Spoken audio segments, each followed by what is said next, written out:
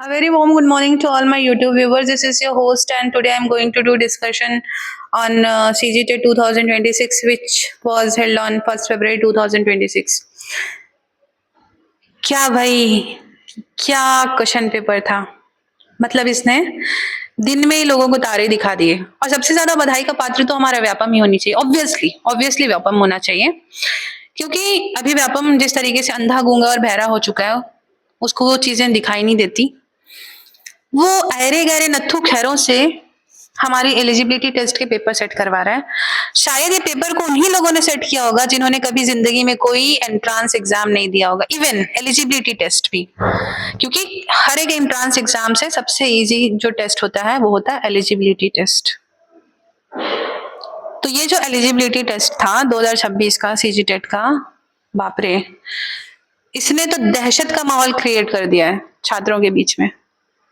भाई, CG TET का eligibility test अगर इस लेवल का होगा तो आने वाली अपकमिंग वैकेंसी जो है छत्तीसगढ़ शिक्षक की, उसका लेवल क्या होगा? वो भी किसी अनपढ़ ही लोग सेट कर रहे होंगे। हमारे जैसे एजुकेटेड लोग तो ऐसे पेपर कभी सेट करने की गलती नहीं कर सकते। हमसे तो ऐसी मिस्टेक कभी नहीं होगी भाई, क्योंकि हम किसी स्टूडेंट के फ्यूचर के साथ खिलवाड़ करना नहीं जानते हैं। और जो लोगों को आदत है, जिन लोगों को आदत है, जो सालों साल से स्टूडेंट के फ्यूचर के साथ खिलवाड़ करते आ रहे होंगे, वो लोग के लिए तो कुछ भी करना पॉसिबल हो सकता है। तो जिस तरीके से व्यापम के दलालों ने, व्यापम के चापलूसों ने और व्यापम के दल्लों ने हम स्टूडेंट्स के करियर पे फुल स्टॉप लगाया है, क्योंकि इस बार वो लोग भी छत्तीसगढ़ टेट दे रहे थे जो किसी प्राइवेट स्कूल में पढ़ाते होंगे, जिनकी सैलरी सिर्फ 10 से 15 हजार ही होगी। अब प्राइवेट स्कूल क्या करेगा? एक दो बार उनको देगा मौका, उसके बाद अगर वो तब भी क्लियर नहीं कर पाते हैं तो उनको जॉब से निकाल देगा। मैं उन स्टूडेंट्स की बात नहीं कर रही हूँ जो अभी तक जिनको जॉब नहीं मिली और जो सिर्फ गवर्नमेंट के बारे में सोच रहे होंगे। No, I am not talking about them, I am just talking about the existing teachers which are existing in private schools. तो ये बहुत ही शर्म की बात है व्यापम के लिए कि उसको एक एंट्रांस एग्जाम का पेपर, एलिजिबिलिटी टेस्ट का पेपर सेट करने नहीं आया। हाँ, किसी पॉलिटिशियन की औलादें अगर इस तरीके के एग्जाम में अपीयर होती तो शायद ये क्वेश्चन पेपर कुछ और होता, लेकिन जो पॉलिटिकल होल्डर लोग हैं उनकी औलादें तो डिप्यूटी कलेक्टर, तहसीलदार, नायब तहसीलदार के लिए एलिजिबल होती हैं, है ना।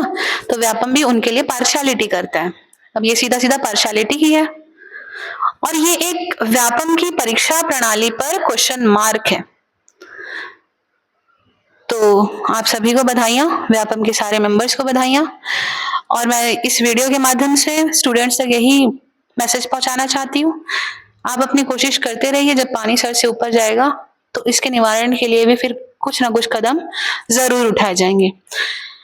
व्यापम इसको मेरी धमकी समझे या फिर सलाह समझे, दोनों मेरे लिए एक्सेप्टेबल है। Thank you so much. Please like तो मत करना, लेकिन शेयर जरूर करना इस वीडियो को। इतना वायरल कर दो, इतना वायरल कर दो, अगली बार व्यापम एग्जाम लेने से पहले कम से कम 3 बार सोचे।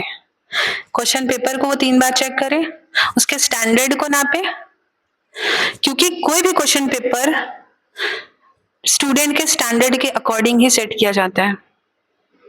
आप सीजी टेट के क्वेश्चन पेपर को यूपीएससी के साथ रिलेट नहीं कर सकते, और यूपीएससी के प्री या मेंस को आप सीजी टेट में नहीं ले सकते। हर एक चीज का अपना अपना अलग अलग क्राइटेरिया है। तो जब व्यापम अपना क्राइटेरिया ही भूल जाएगा तो हम भी अपनी औकात भूल जाएंगे। हम भी बता देंगे कि हम क्या है।